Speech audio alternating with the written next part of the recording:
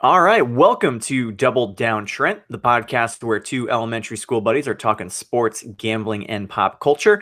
My name is Ryan. I am your co-host, as always. I am joined by my buddy and co-host, Aaron. Air, can you smell NFL and college football camps in the air?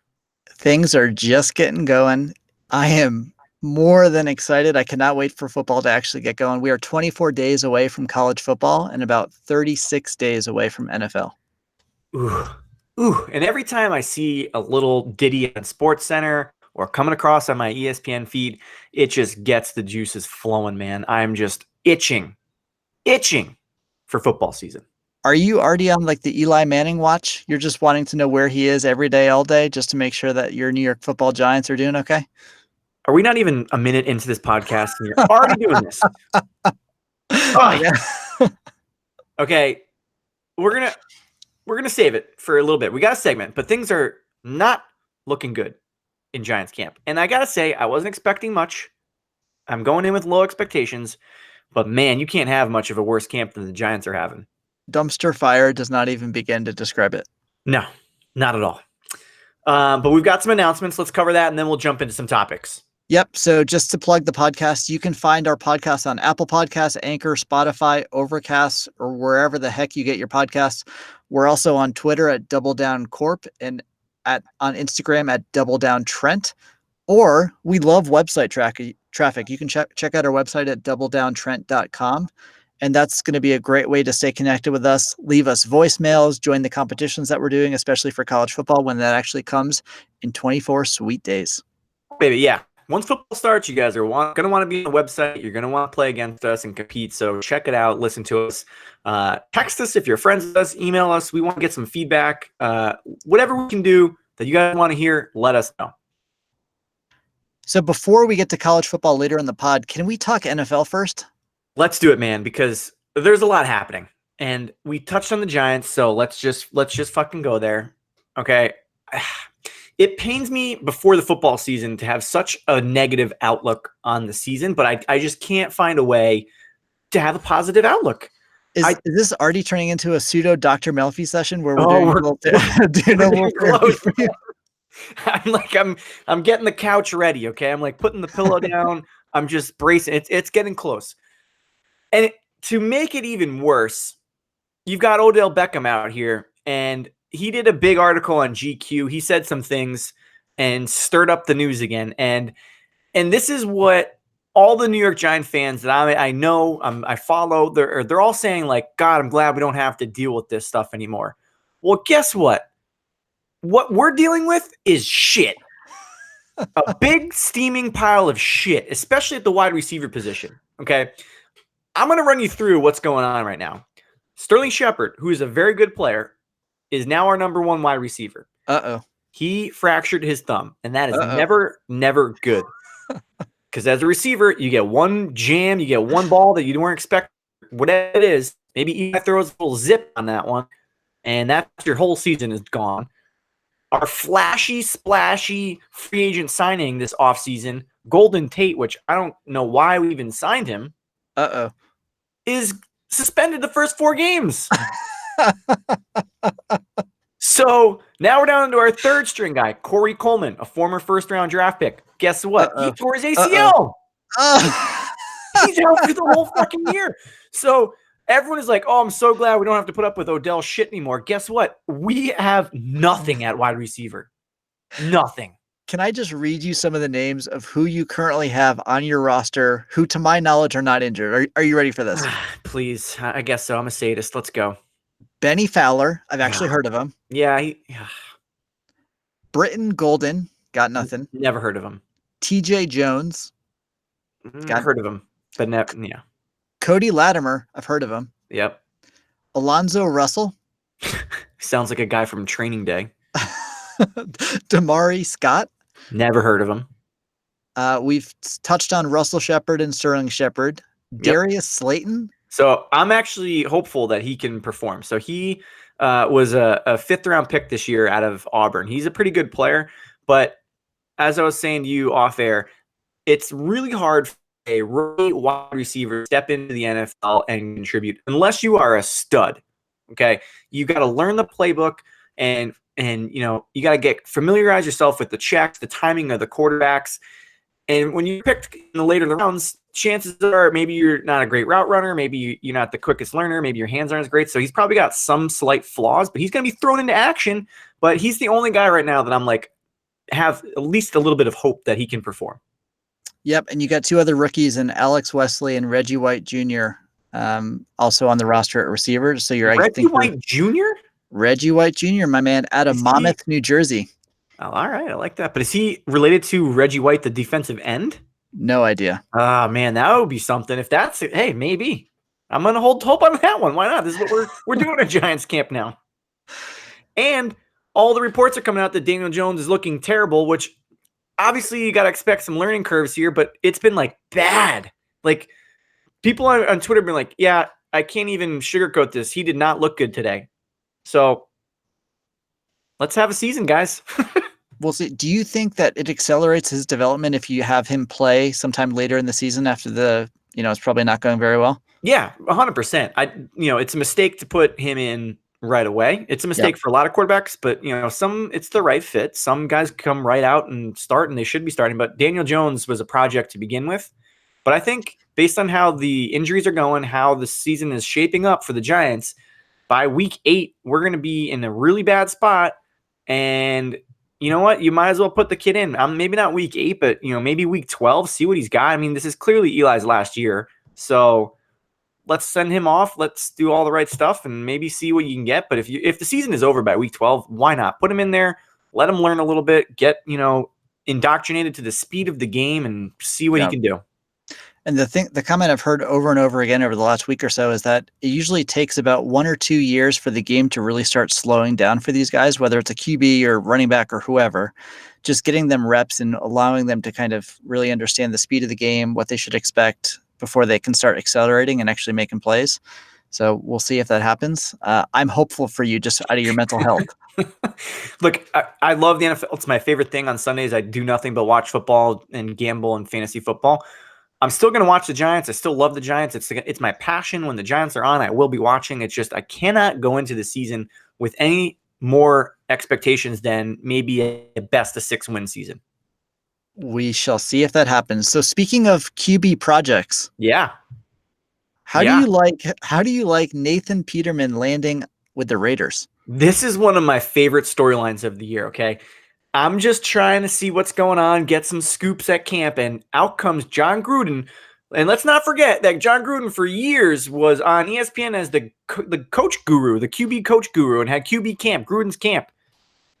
He comes out and says he is in love with this Nathan Peterman guy. And I can just hear him in his voice, that spider do why banana, okay? That Nathan Peterman guy.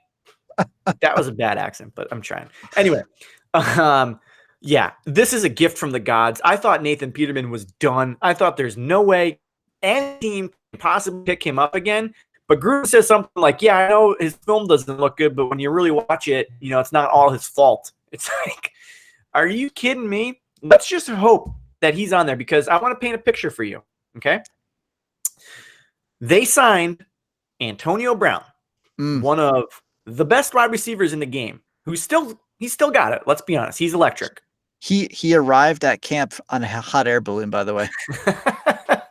You got to give it to him. That's pretty badass, but if I'm the Raiders management, I'd be freaking the fuck out. I'd be like, no, that's not cool. Yeah, fair. We are one Derek Carr injury away from Nathan Peterman potentially throwing footballs to Antonio Brown. And if Antonio Brown thought Ben Roethlisberger was bad, wait till he gets some throws from our boy Nathan Peterman. This is a guy who was a Buffalo quarterback last year. I'm looking at his stat line right now, about 50% accuracy, 50% completions, 1 touchdown, 7 interceptions in the little time that he did play. I mean, I don't know it off the top of my head, but I'm pretty sure that this is how it played out, is that he got a start or he came in the second half, and in one half he had 4 interceptions. Oh, yeah. So, and it was something like 8 passes. He had 4 picks on 8 passes, something like that. So it was a spectacle. It almost got to the point where you kind of feel bad for the guy. And then the Bills kept trotting him out there. And you're like, this kid cannot play at this level. So I hope kind of Nathan Peterman figures it out. Like, you never want to see someone struggle that badly, but I kind of want to see him and Antonio Brown on the sideline and AB just flipping out, being like, what is going on?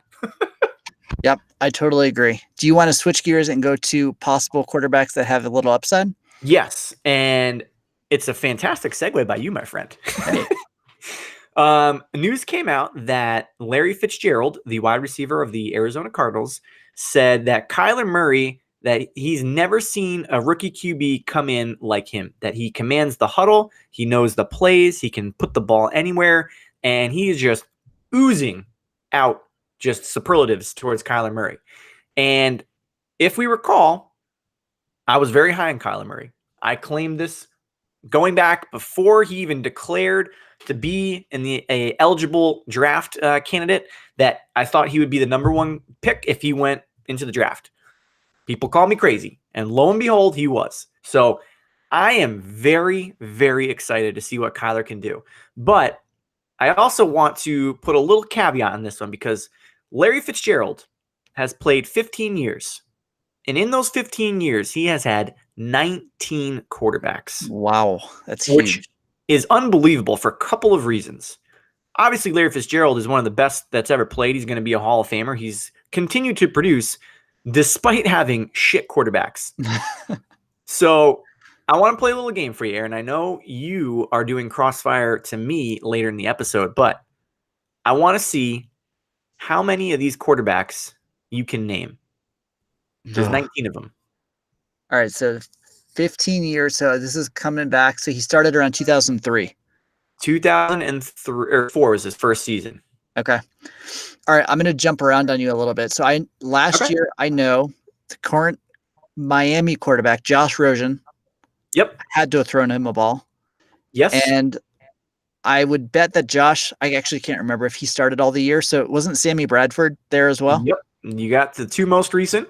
Okay.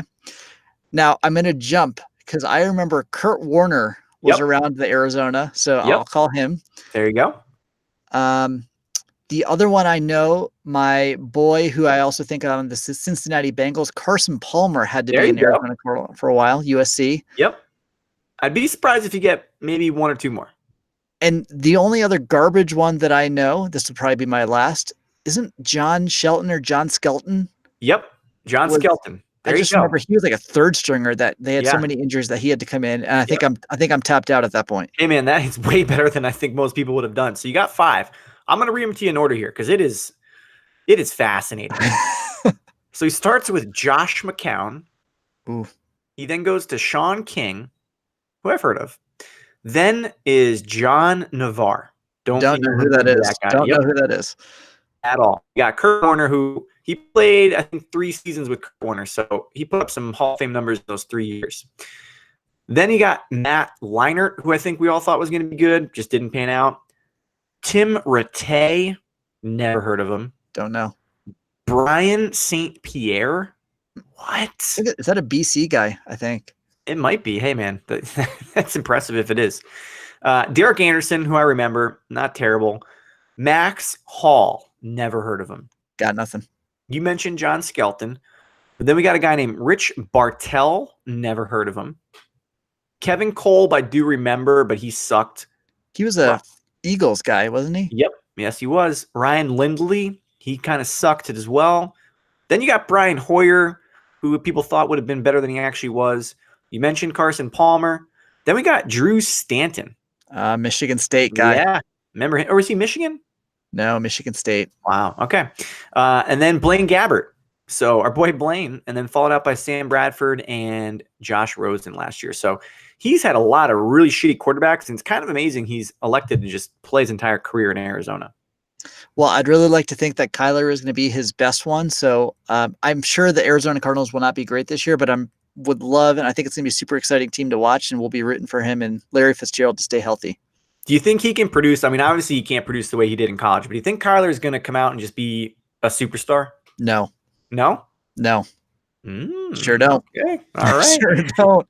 I mean, they've got a terrible offensive line. That's going to hurt. But you know what? They've got David Johnson. They've got Larry Fitzgerald. So, I mean, I don't think he's going to be a superstar right out of the gates, but I think he's going to show flashes, and it's going to come together near the end of the season for him. And don't get me wrong, it doesn't mean I wouldn't take a flyer on him in fantasy football because I think he has a really high ceiling. But I just can't have my expectations for him, the consistency there right at the beginning of the year. Yeah, no, that makes sense. So that's around the NFL. The next segment is something that you have been a fan of for quite some time. And it Years. fascinates me. Years. Yeah. So tell us a little bit about the tradition, unlike almost nothing else. The Tour de France. Tour de France. And for folks who don't know, this is a bike race. This is road cycling. This is an event that happens every year in France. It is one of my favorite sporting events of the year. Now, give us some background too, because you are an avid cyclist. Give us a little information. Give us some background on some of the things that you have done in your past and why you're really drawn to the Tour de France. Yeah. I'm not going to go too much into it. I used to race in college. I was a slow racer. I've also ridden across, decent parts of the US, which were just a phenomenal way to see the country. But I just love watching this because of the storylines. And I mean, a lot of the stages can be boring, but then there's stories within stories. Once you're able to pick those up and kind of understand what are the skill sets of some of the riders, how do they work together, maybe some conflict that's happening, weather, etc. It actually, to me, gives you some pretty good TV, pretty, what's the word I'm looking for? Compelling. Ooh, okay. I was going to go with maybe boring, but I think a lot of people could see it that way, but so, I think I was going to say, working on that. Yeah. Can you give me pretend, but you actually don't have to pretend that I'm someone that hasn't really watched the Tour de France. Pitch me as to why it is a fantastic sporting event to pay attention to.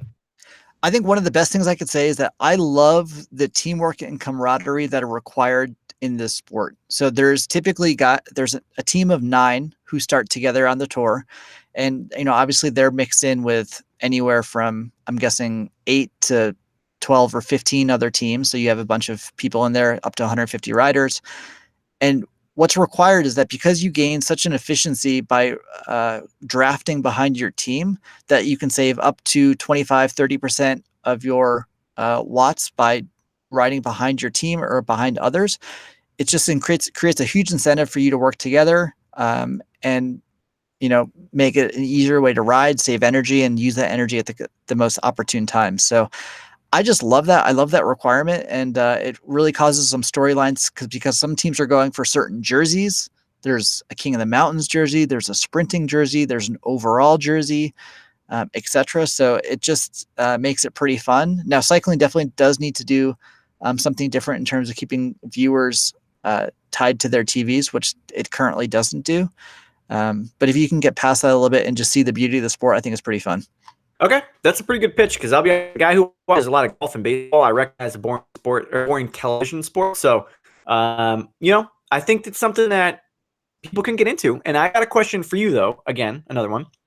Obviously, the sport was riddled with scandal. Oh, yeah. 2 questions for you. 1, have you seen the documentary Icarus on Netflix? Yes, I have. What'd you think? That was, well, 1, phenomenally done. Yeah. And amazing of how organized doping was at a national level for the Russian Olympic team. It's just totally over the top, and the organization that they had set up in order to make that happen and enable their athletes to do that was insane. And my follow-up is, do you think cyclists are still doing some kind of blood doping / gaining an edge? I would really like to say no, I don't, but yeah, I think it has to be there on some level. I like to think that the sport is doing a better job of having principles and just keeping that out. And I recently read a book where some cyclists are actually starting to put a tattoo on that's a bar of soap, and the word on it is clean. And that's starting to gain some traction. I'm sure it's not huge at the pro level. A lot of these guys are pro riders, but just not at the Tour de France level. And they're trying to make a statement. So I think it's heading in the right direction, but I'm sure we're not quite there yet because the incentive for them to dope to then get rewarded in winning is just huge. Yeah. Now, I'll say if you put a clean tattoo and a bar of soap on your body and then fail a drug test, you fucked up big time. That is a huge bad juju. But I will say I kind of liken it to baseball in the steroid era where I that obviously was very similar where they got a ton of superstars and involved in steroids. But I still think to this day, people are probably, maybe it's not straight up steroids, but they're doing something to gain edge. But I still kind of watch. So, maybe it's similar with that sport. But now, give me this year's stuff. Give me some storylines from this year's Tour de France that people should be paying attention to. Yeah, and the way I'm going to do this is I'm going to give you two different pieces of information, and I basically want to give you this as an appetizer for next year's Tour de France to actually make you watch, and we'll see if this does it. Okay. All right, so number one, I'm going to give you a guy named Egan Bernal. He was the guy who won this year's Tour. He is the first Colombian to win, and he is only 22 years old. Wow. When you were 22, what have you done with your life? Are you sure you want the answer to that? No, because I am not any better. So he won this year, and the first storyline to me, he currently rides with Team Ineos, which used to be Team Sky. They're one of the stronger teams in the Tour, and you can imagine that someone like him, assuming that he continues to train and stay healthy, could be someone who competes in this race year after year. So maybe for the next 10 years, could he be someone that is so compelling that we want to watch? He definitely has I think, attractive personality in that he's gregarious. He shows his emotions. Still a youngster, so not a ton of maturity in answering the questions. You can tell when he does it on air, but just someone that makes you want to root for. So to me, seeing if he can keep it together next year with all the pressure, repeat, and then continue would be something that I would tell you need to watch for. Okay. And I like dynasties because they're interesting, even in any sport. Even when Lance Armstrong was, obviously there's controversy, but that was fascinating to watch. I think, by the way, a quick aside, at age 22, we were doing dizzy bats, and I finally figured out how to spin and hit a can. So that's an athletic achievement. That is. Good job by you. All right. The second thing is, I'm going to call it the weather is still king. Okay. And this reared its ugly head this year in the Tour, and I'm not sure all of our listeners know about it. So in one of the latter stages of the Tour de France, they were in a mountain stage, and there was intense amounts of rain, even hail, and there was a mudslide that happened on the hillside by the road that totally covered the road and made it impassable. Damn, so what happened? So what ended up happening is they canceled the rest of the stage. They stopped everyone at the top of a climb before they went down into a valley and actually hit the part of the road where the mudslide had occurred, and gave everyone the time that they had at the top of the mountain. And to me, this is like just such made for television, because this is something that rarely happens. The last time they said it happened was in 1996. Wow. And the riders, were so not used to this that they kept riding.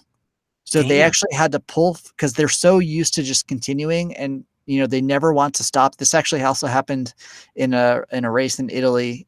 I think it was last year, and one guy stopped by accident, and the race was continued, and he ended up losing. Wow. So they're just ingrained to continue. They eventually had to be pulled off the road by cars. They obviously stopped before they hit the mudslide part, and they just couldn't pass the road, and that was it. So they ended up having a shortened tour just because of the crazy weather. Wow.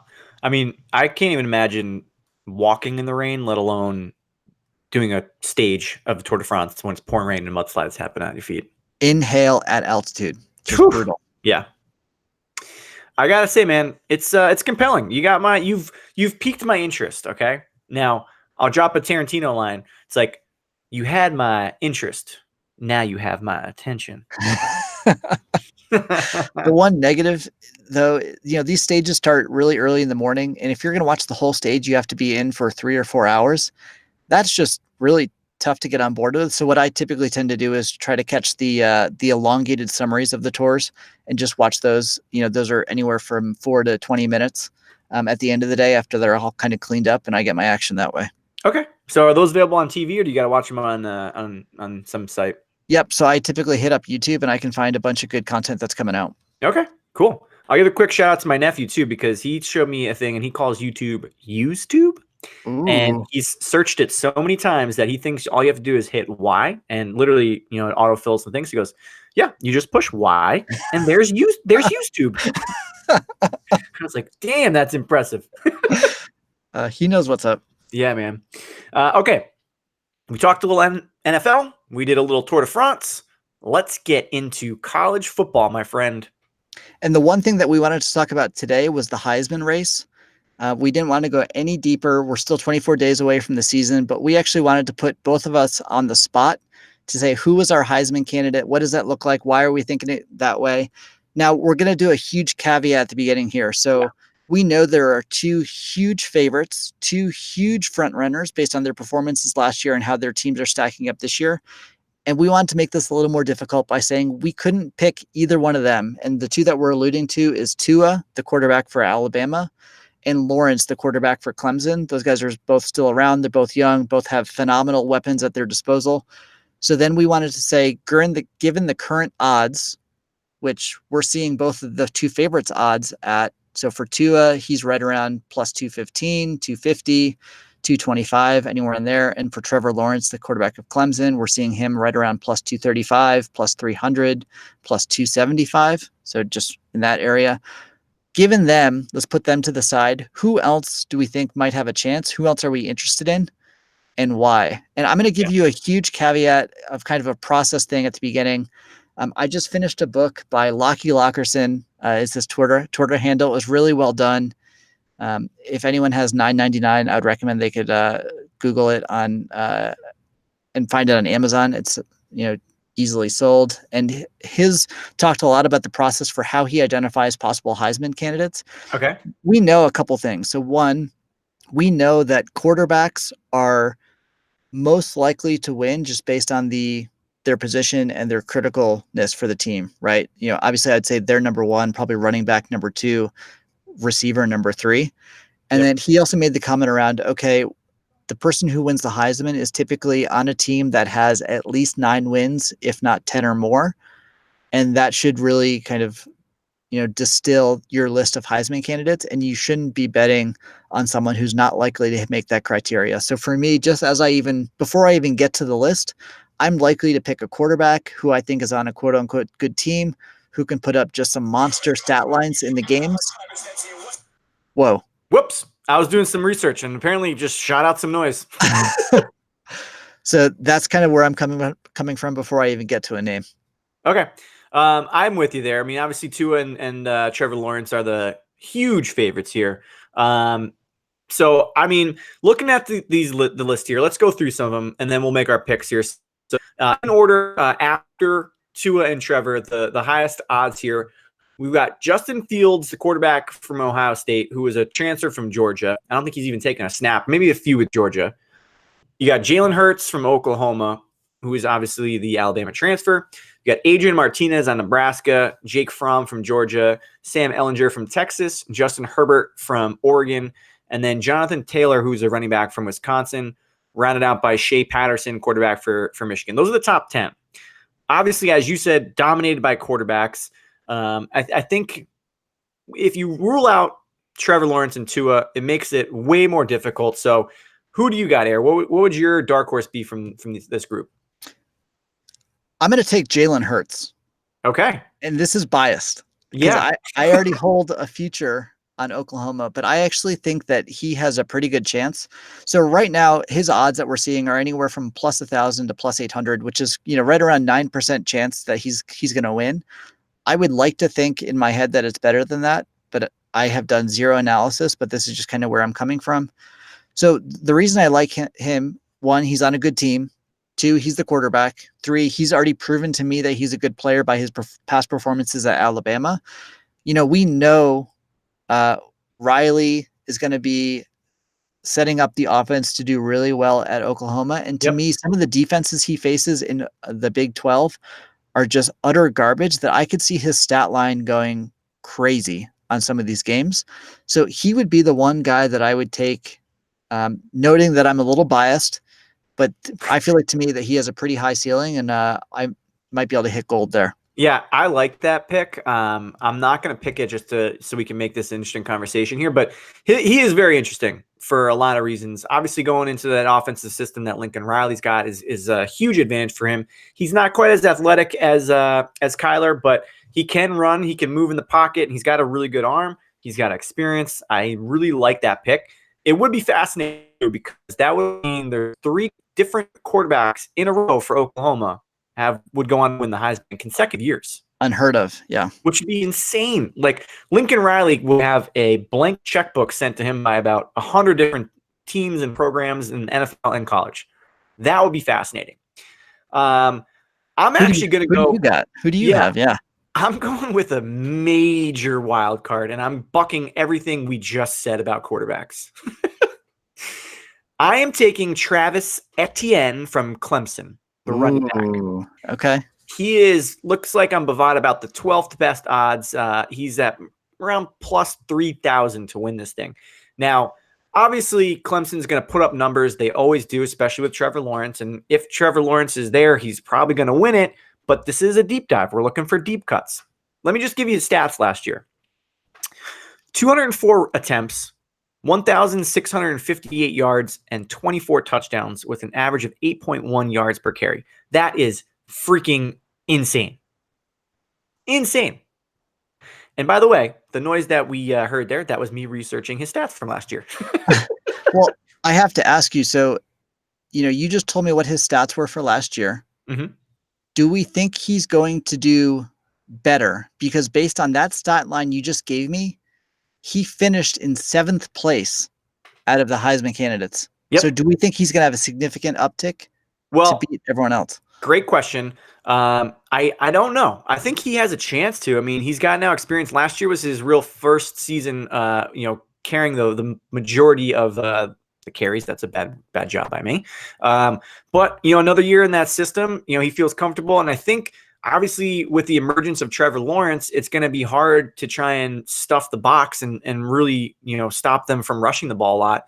They're a pass heavy offense, but I mean, those numbers are ridiculous. And I don't know why that offense will not continue to be as prolific as they've been. So who knows? And last year, the Heisman was stacked, man. There's quarterbacks all over the place. It's going to happen again this year. But if you're looking for a real deep cut and you want to really, really gamble and likely lose your money, I think that might be an interesting one to look at. And plus 3,000 comes out to be right around 3% chance that he's going to win. Just to touch on some other ones of why I do not like them. Adrian Martinez, the quarterback for Nebraska, I actually don't think that they're going to hit the 9 or 10 wins. I actually don't think they're going to come. I don't think they're going to hit 9 or 10 wins. Let me just say that. I think that's the same thing for Sam Ehlinger out of Texas. I don't think that they're going to hit 9 or 10 wins. So I don't think either of those two guys are good choices. And then the last guy I'll just call out is Shea Patterson, the quarterback from Michigan. His stat line last year wasn't great. He's more of just a game manager. So you're not going to see the crazy stat lines. I think Michigan will end up doing pretty well, but I don't see him as a good candidate either. Yeah, and I kind of think you can say the same thing for Jake Fromm. He's not a game manager, but he's not a flashy, put up massive stats. He's just a good quarterback. The really interesting wild card for me is Justin Fields, man. We don't know what he can do. True. He's going to Ohio State. Their offense is changing up. Well, maybe not changing, but Urban Meyer is no longer there. He's a major wild card, in my opinion. So we will put this on our list to come back to as the season goes on and check in and see how we're doing. But let's go Jalen Hurts. Yeah. Now, real quick, without giving too much thought, would you pick Tua or Trevor Lawrence? Lawrence. I think it's tough. Yeah, I don't know. I think I'd pick him too. My hesitation is that I actually wouldn't be shocked if Clemson loses a game this year. I think the team that they had last year was just one of their best ever, and they have to regress a little bit. I know they have some tough games at Texas A&M and against South Carolina. I think their ACC schedule is probably pretty easy, so they're going to be able to get some good stat lines there, but I wouldn't be surprised if he loses one. I don't know. I just think he has an easier path in general, and some crazy stat lines could come from it. Okay. Interesting. I mean, it sounds pretty good logic to me, man. We shall see. Okay. Should we go into Crossfire? Crossfire. So for folks who have listened to the podcast in the past, this is our segment that we ask each other questions. Now, we have created a list of questions that we have not shared with the other person. They are coming in totally just oblivious, closed, not knowing what they're going to be hit with. And this is a way for us to test their knowledge of trivia, of important movies, to really show off kind of what they know and don't know. Yeah. And, you get to learn a little bit about us. So are you ready for this one? Yeah, man. It's like the movie Bird Box. I've never seen it, but I know the people are blindfolded. So that's what we're doing. We're coming in here like a bird box, ready to answer some questions. So I gotta say, I'm a little nervous. I'm a little rusty right now. I feel like I haven't done any trivia in a while, but hit me with it, my friend. Okay, I'm coming to you with two sections. Section number one is what I'm calling movies from the 90s. Oh, baby. If I I don't fi- do well on this, you know. I figure this is your sweet spot. Now, the context for this is that we grew up together. We went to kindergarten together, and we started kindergarten in 1990. And I wanted to bring us back to that time and ask you a couple questions about some of the big movies that I think I've seen every single movie that I'm asking you a question about Whoa. and see if you could answer. And I anticipate you knocking this out of the park, but we'll see. Okay. All right. I'm impressed you've seen all of them. So, all right, here we go. First one is a true or false. Both Goodfellas and Home Alone were released in 1990. True or false? I'm gonna say true. That's correct. Nice. How about that for Joe Pesci, man? Have a year. Big year. Number two, released in 1995. What movie is about a retiring police detective who tackles a final case and discovers a number of elaborate and grisly murders? He soon realizes that he's dealing with a serial killer who is targeting people he thinks represents one of the deadly sins. Man, I was at the very beginning. If you cut that off, I would have had some guesses, but I'm going with 7, man. What a good movie. That's correct. And there's a follow-up question to this. Number three. This might test you a little bit. Okay. Who are the 4 most famous actors or actresses in that movie? 7. Okay, you got Brad Pitt, you got Morgan Freeman, you've got Gwyneth Paltrow, and you've also got Kevin Spacey as John Doe. Nailed it. I love that movie. I don't like scary movies, and that movie is I call it more of a thriller. Yeah, but suspenseful. Man, is that a good movie? One of the things I really like about that movie is how dark it's shot. So a lot of the scenes are always just extremely dark, and you're trying to figure out what the heck is happening, and it just really creates a lot of suspense. And I think it's always raining too. Correct me, I might be wrong about that, but I believe they use rain a lot to just show like the impending doom of what's happening. Yep, that's definitely true. All right, in the next question, number 4, in the movie The Usual Suspects, which was released in 1995, where does the character Kobayashi come from? Kobayashi. Like, talk to me about the meaning, the story of how that name comes about. Is what I'm asking. I think so. Kaiser Soze, played also by Kevin Spacey. We got a lot of Spacey references in here. Could be slightly problematic. But anyway, he's being questioned by the detective, and he basically makes up an entire lie based on the pictures, images, and things he sees in the detective's office. I think Kobayashi was the name on the bottom of the coffee mug. That is correct. Yes. Yes. It was the brand on the bottom of the coffee mug, and he saw it as he was drinking it. Yes. Yeah. Well done. All right. Good job by you. There was another thing on there too that I think he was looking past the detective, and it was on the bulletin board. Yeah, it was like a barbershop quartet in like Spokane, Illinois, or something like that. It's good. Yeah. Amazing twist at the end of the movie there. Ooh, yeah. Phenomenal. Yeah. Okay, the last question from the movies in the 90s. You're absolutely killing it. In the movie The Lion King, released in 1994, okay, Simba collapses in a desert and is rescued by who? There's a follow-up question to this as well. I mean, isn't it Timon and Pumbaa? That's correct. Yeah. All right. I was doubting myself. What kind of animals are they? Okay. Timon is a meerkat and Pumbaa is a warthog. That's correct. Yeah, baby. All right. I figured you were going to nail that section, and you didn't disappoint. Woo! Now we're getting into the tough stuff. This other one is a little harder. Okay. All right. So we have college football and NFL both coming up, and I'm calling this section On the Horizon. Oh, I like it. Okay. All right. Number 1, pick an actor or actress. There's no right or wrong answer, but I'm just putting you on the spot. Pick an actor or actress who's up and coming and will have a big time breakout role on the horizon. Ooh, wow. Okay. That's tricky.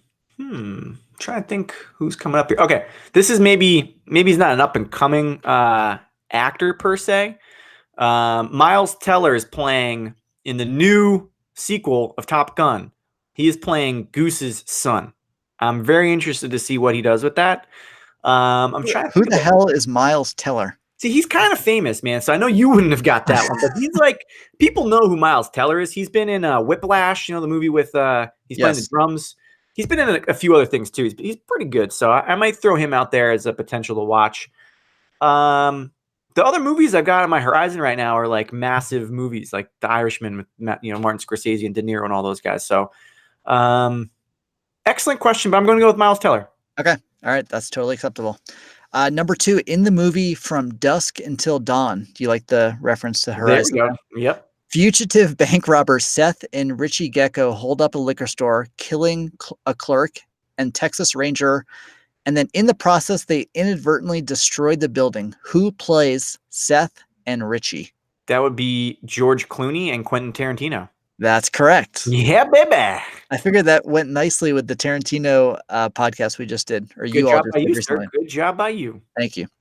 Number 3, what is the movie name where on April 20th, 2010, a drilling rig explodes in the Gulf of Mexico, igniting a massive fireball that kills several crew members? I haven't actually seen this. It's with Wahlberg, right? It's like something Horizon. Gulf Point Horizon? No. Is it Gulf Point Horizon? No, you're Fuck. close. Something. Is it Point Horizon? Something with Point in Horizon? So it has Horizon. I Yeah, know it's got Horizon, but shit. I don't know. I'm giving up. it is Deepwater Horizon. Damn it. Yes, it is. God damn it. I should have known that. I actually haven't seen that movie. Yeah. Damn Well, it. I haven't seen it either, but you need to get it together and go watch that immediately. Okay. This one I'm getting right. All right, this next one's a hard one. The Horizon League is a 10-school collegiate athletic conference in the NCAA D1, whose members are located in and near the Midwestern United States. How many teams can you name? He's giving me a look of like utter Wow. horror. I don't think I can name any. I'll give you a hint. So you got to think of the easiest way for me to think about this is college It's basketball, like, oh yeah, and you got to go like Iowa State. No, I was. you got to go like Wisconsin. You got to go Ohio. Yeah. You got to go Michigan. Like Is that. Toledo in it? No, not Toledo. I think Toledo's MAC. Yeah. I'm This gonna is a hard start one. naming MAC teams. That's gonna be the problem here. Man, that's a good question. You can't give me anything. I'm The- trying. the I'm one you- thinking. The best one that I would have thought you may know is Cleveland State. Nope. All right, here, Iowa. Northern Kentucky, Yeah, I can't name any of these, man. Give it to me. Wright State, Northern Kentucky, Oakland, Green Bay, UIC, Youngstown State, Detroit Mercy, IUPUI, Cleveland State, and Milwaukee. Holy fuck, man. That's ridiculous. Yeah. If you gave me an hour, I wouldn't have gotten those teams. All right, that was notably a hard question. All right, That's a deep cut. are you ready for the last one? I hope so, man. I'm trailing right now. This one's a little easier. You might have a chance. What is the movie name where, set in 2047, it follows a crew of astronauts sent on a rescue mission after a missing spaceship spontaneously appears in orbit around Neptune?